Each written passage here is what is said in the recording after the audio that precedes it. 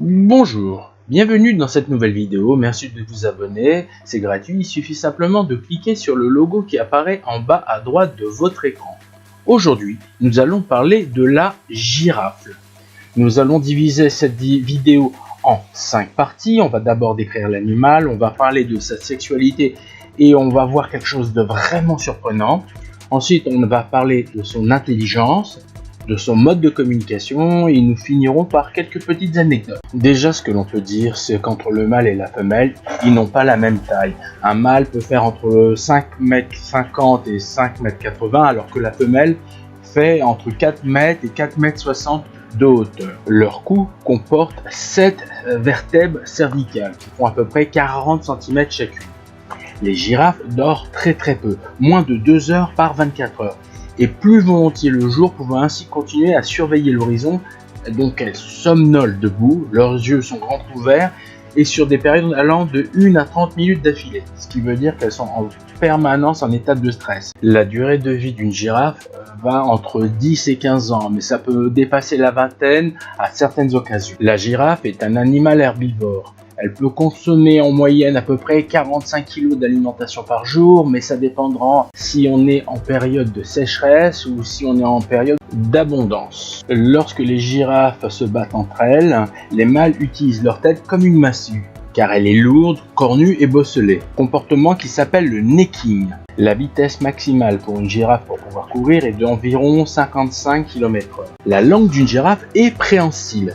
Elle est d'une couleur bleu-noir et peut mesurer jusqu'à 45 à 50 cm de long. Elle l'utilise pour saisir les feuilles des arbres, même si celles-ci sont protégées par des épines acérées. Maintenant, nous allons parler de la sexualité. Le grand mâle parcourt les pâtures des femelles pour trouver une partenaire. Il tente de dominer ses rivaux en leur coupant le passage et en dressant sa tête le plus haut possible. Le combat éclate lorsqu'un rival refuse de baisser la tête, de laisser le passage ou fronce la lèvre en sa présence. Les girafes n'ont pas de saison de reproduction définie. Les femelles sont constamment sollicitées par les mâles, cependant la conception a généralement lieu à la saison des pluies et les naissances se produisent entre mai et août dans les périodes sèches. Tous les 15 jours, les femelles sont sexuellement réceptives pendant une journée. Les mâles doivent donc rapidement trouver une femelle apte à procréer. Si la femelle est réceptive, celle-ci tourne autour du mâle et prend une posture d'accouplement. Tous les 20 à 30 mois, les femelles se reproduisent. Une fois qu'un mâle a conquis une femelle, ses amours sont caressantes et paisibles. La gestation chez la femelle dure environ 15 mois. La mise bas s'effectue debout et le girafon tombe de près de 2 mètres de haut. Il y a des risques que le girafon meure à la naissance. Ce qui peut démontrer l'intelligence d'une girafe, c'est par exemple l'adaptation à l'environnement. Les girafes montrent une grande capacité à s'adapter à leur environnement. Elles connaissent les meilleures routes de migration, les points de source d'eau et les zones où la nourriture est abondante selon les saisons. Cette connaissance spatiale et écologique témoigne d'une forme d'intelligence pratique. En captivité, les girafes ont démontré leur capacité à résoudre des problèmes pour obtenir de la nourriture comme tirer sur des cordes ou manipuler des objets. C'est pas aussi complexe ou sophistiqué que les primates ou les dauphins, mais c'est quand même un certain niveau d'intelligence. Au niveau de l'apprentissage social, les jeunes girafes apprennent de leur mère et des autres membres du groupe. Elles observent et imitent leur comportement. Elles savent démontrer des signes d'émotion, par exemple quand une girafe est en deuil par rapport à un petit ou par rapport à son partenaire. Maintenant, nous abordons la partie concernant la communication. Déjà, ce qu'il faut savoir, c'est que la girafe ne bâille pas. Elle fait partie des mammifères qui ne bâillent pas du tout. Ensuite, concernant les communications, il y en a plusieurs. Il y a sonore, visuel, tactile et olfactif. Donc, concernant le sonore, on a quoi? On a des bêlements, des miaulements, des grognements, des sifflements, des soufflets et des toux par rapport à des formes d'interaction entre la mère et le girafon ou des mâles vis-à-vis de d'autres mâles concernant des compétitions.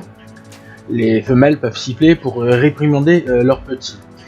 Concernant le visuel, vous pouvez avoir par exemple un mâle dominant qui veut montrer qu'il est dominant, donc il va se mettre sur sa plus grande hauteur pour montrer qu'il est le plus haut par rapport à sa forme de domination vis-à-vis de l'autre. Les mouvements des oreilles, des yeux et de la bouche peuvent être très importants pour savoir quelle est son humeur ou alors ce qu'il a l'intention de faire.